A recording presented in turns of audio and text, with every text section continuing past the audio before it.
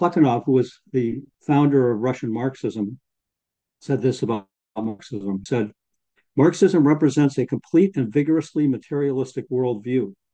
A complete worldview differs from an eclectic one in that each of its aspects is connected this way with all the others.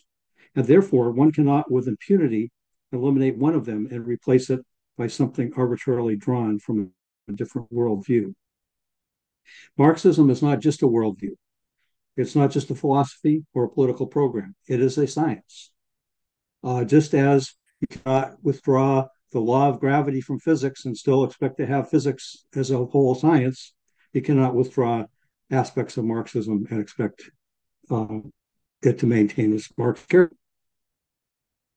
As Jason once put it, the house of Marxism is built on several pillars. We can't take away a pillar or the house falls down. Marx started out as a communist and saw the scientific basis for communism. He studied actually existentialism. He saw that the working class could be the agent of a communist transformation of society based on his analysis of society itself as it existed. The working class had both the potential power as the makers of capital and of the makers of all the wealth of society, and the potential interest in overthrowing the system because they were exploited to make the system go. Marx did not want to accept superficial descriptions of society, but wanted to get to the roots. He saw the strategies of working class emancipation as flowing from analyzing history. Now, Marxism, of course, is not a natural science. Exact situations cannot be replicated, not put ourselves in the laboratory. The difference between a national and a social science is that in a social science, people are both the objects and the subjects of the study. However, even though it's not as rigorous in a way as a natural science, lessons can be learned. To change the world, the working class needs literacy, needs scientific rigor, and not just wishful ideology. The working class can be scientific precisely because it seeks to change the world. Bourgeois ideology, on the other hand, seeks to maintain the status quo, and therefore tries to obfuscate and confuse and so forth, to get people to support the current status quo. The key to Marx's policy is what is in the long term of the working class as a whole. Marx put this forward in the Communist Manifesto. Or as John Molyneux put it, Marxism is the theory of international proletarian working class revolution. And the section that I just talked about science comes from Molyneux's book, Real Marxist Tradition, where he talks about the scientific status of Marxism. Our scientific understanding is key to the working class movement to change the world. Dialectics is an accurate description of how nature and societies change. We do not use dialectics, first of all, because it forces conclusions we already have. That is, I don't believe X because I am a Marxist. I am a Marxist because the key aspects of Marxism have been proven in practice. The same is true with dialectics. This is why we accept it. Now, it is also true that dialectics reinforces revolutionary, and we'll get into that. So what is dialectics? Engels says, to the metaphysician, things are to be considered one after the other and apart from each other. Objects of investigations are fixed, rigid, given once and for all. In the contemplation of visual things, it gets the connection between them. In the contemplation of their existence, it forgets the beginning and the end of their existence.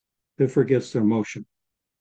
The motto and meaning of Marxism put it this way: dialectics views fundamental motion and change emerging from contradictory forces acting against each other, creating an unstable unity. Dialectics, therefore, allows for temporary states of stability and equilibrium, but also for qualitative leaps and breaks in which equilibrium breaks down and gives way to something new. Or as Trotsky put it, dialectic training of the mind as necessary to the revolutionary fighter as finger exercises are piano to a pianist. demands approaching all problems as processes and not as motionless categories. The key points of Marxism flow out of what is in the interest and power of the working class, since the working class is the force that can transform society.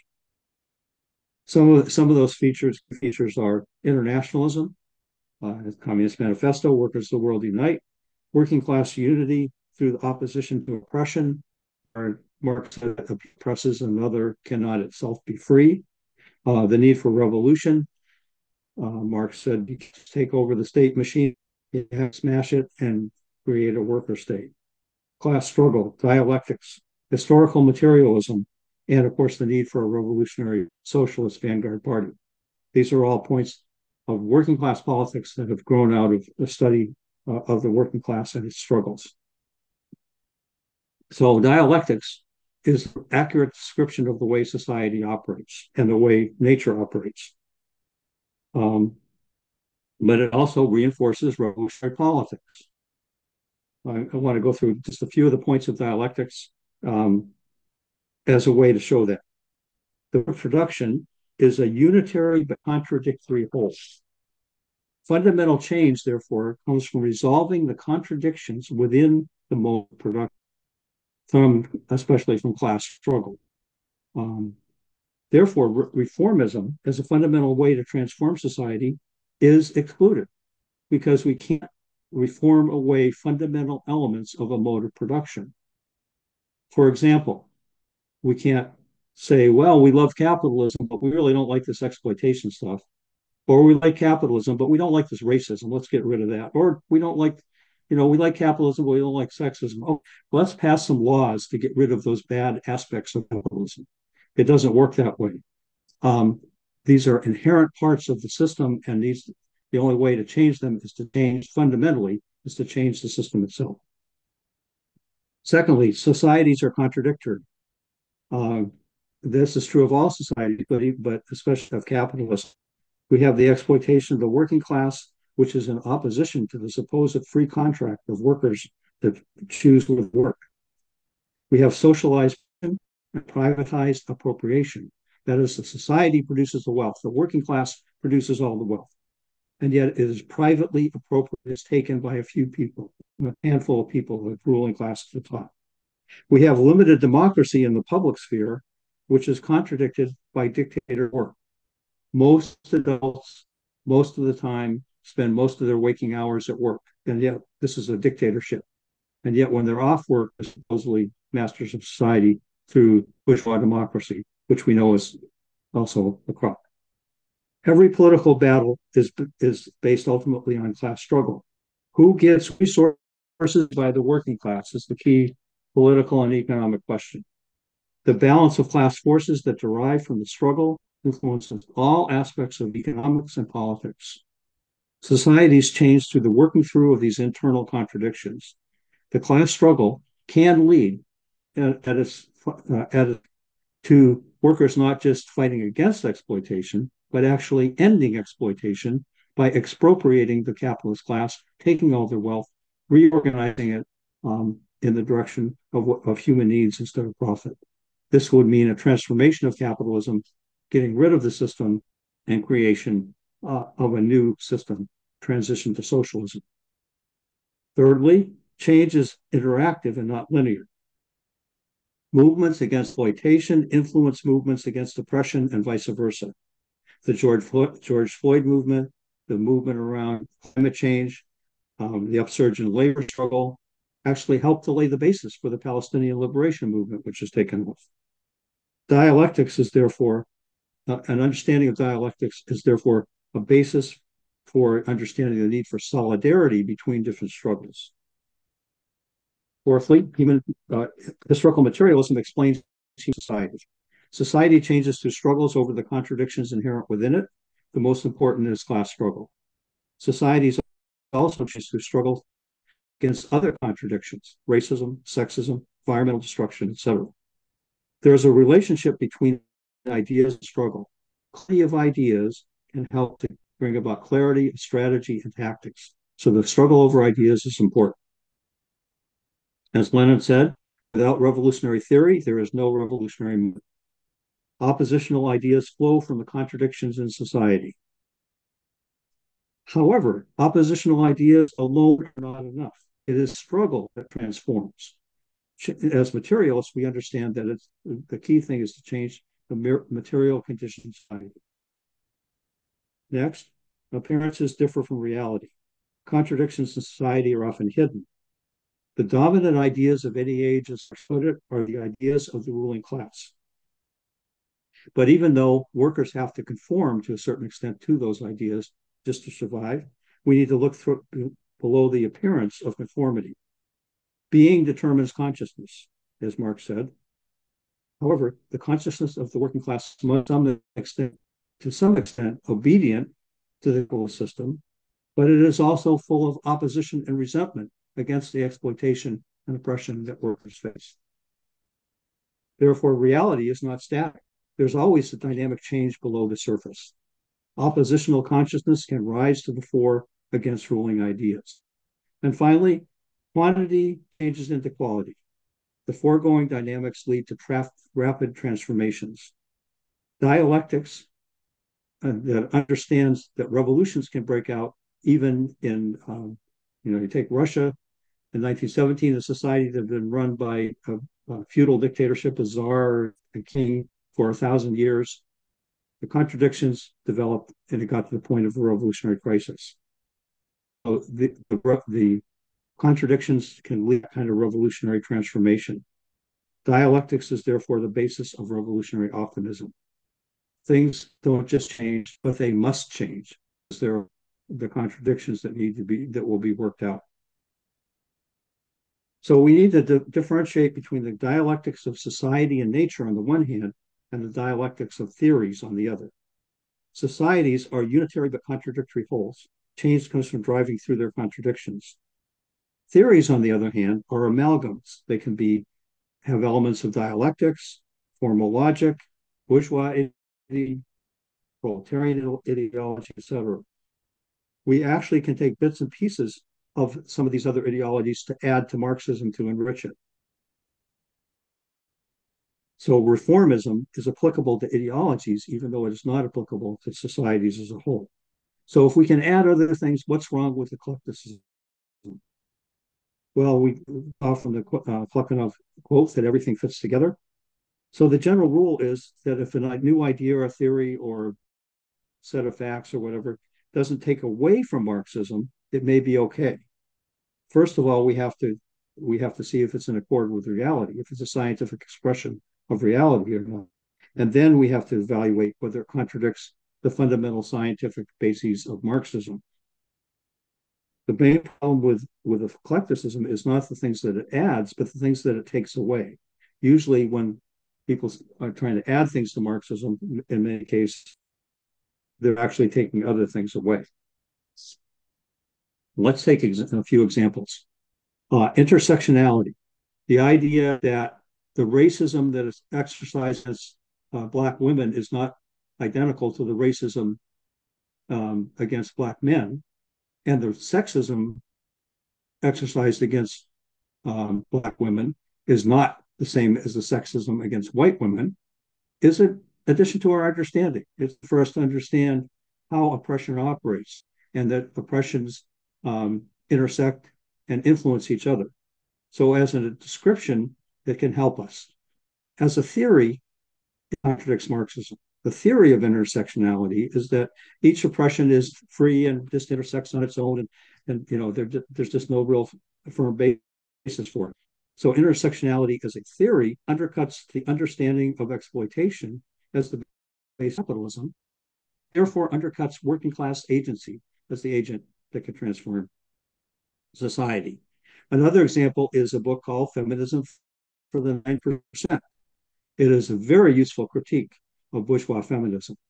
However, at the end of the day, in spite of the fact that it tries to rework feminism in a working class direction, it substitutes feminism, which by its nature is a multi-class movement, right, of women across the board, across classes,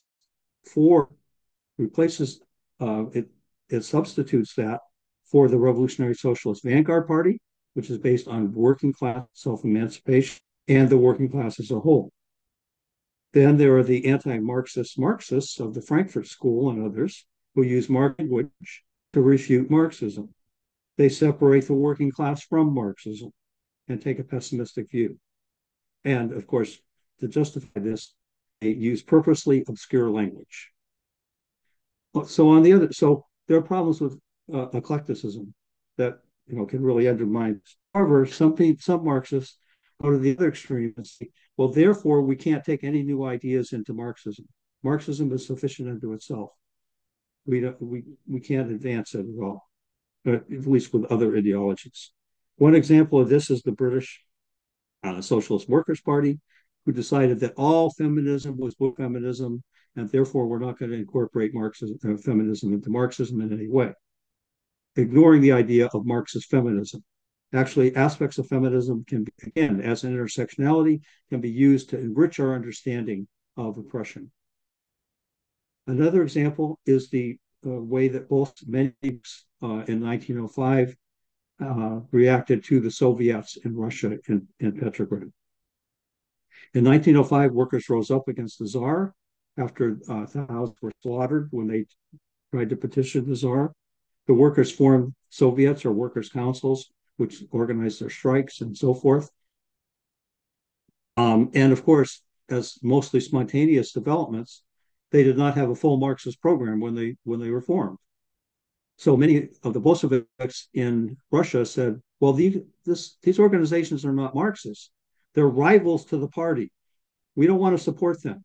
We don't have anything to do with the Soviets because they refuse to adopt the Marxist program immediately. And of course, that meant Bolsheviks lost influence in the Soviets, because when you tell people they're full of shit, they tend to not want to listen to you. So what Lenin did is he saw the Soviets as potential for working class struggle and even for a new workers' government. He said we need the Soviets and the party. We need to patiently explain and win workers over to the full Marxist program. And of course, Lenin was proven to be right. In the 1917 revolution, the Soviets or workers' councils became the basis of the new working class government that took over when the workers took power. Another example is the region of settler colonial theory. Unfortunately, our comrades in Australia, not the comrade here who's from Australia, but Socialist Alternative in Australia, reject this total. Settler colonial theory is a basis for a critique of Israel today. It understands that there's a fundamental contradiction between the settlers and the original inhabitants of an area when the settlers are trying to drive them out or kill them off, take their land, and so forth. So settler colonial theory is useful in our analysis of Israel today.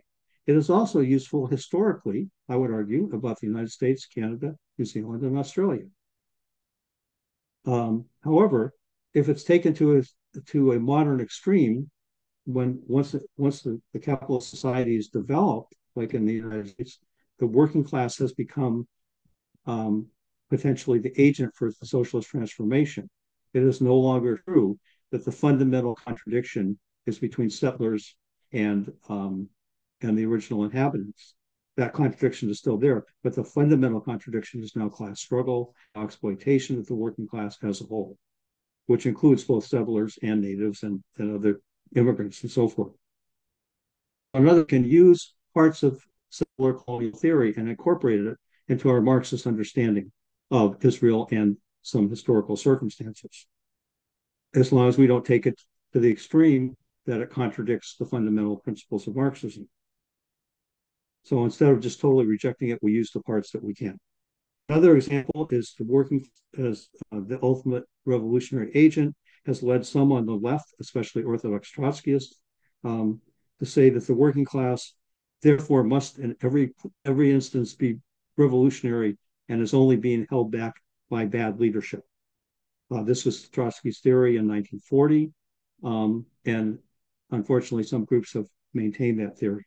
Instead of understanding that consciousness is more complicated, as Marx said again, the dominant idea in age are the ideas of the ruling class, and therefore it's only in revolutionary circumstances that workers become fully revolutionary. For example, is the Orthodox Trotskyists after World War II, where Trotsky in 1940 had predicted that after World War II there would be a Great Depression, the Depression would return.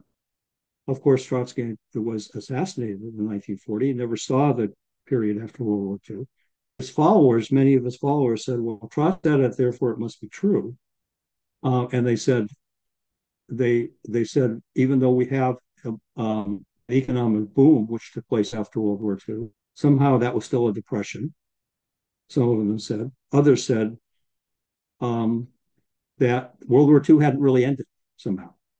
And so they tried to shoehorn the reality that existed into a previously existing description of theory. And that is the wrong way to go about it. The international socialist tendency, out of which Firebrand originally comes, kept to the goal revolution and used Marxist theory to explain the post-war boom. They didn't ignore it and say it didn't exist. They used Marxist theory. They did not shoehorn reality into theory. They used theory to explain actually existing society. So how do we decide what to incorporate and what not into aspects of our theory?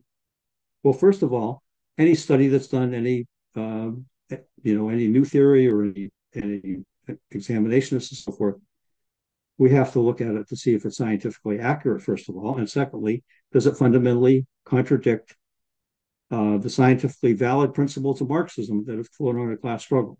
So those are the two things we need to determine to decide whether something can enrich Marxism or it contradicts Marxism. We need, first of all, to learn Marxism to discern whether an addition is eclectic that contradicts Marxism or can be used to incorporate and enrich Marxism and move away from dogmatism.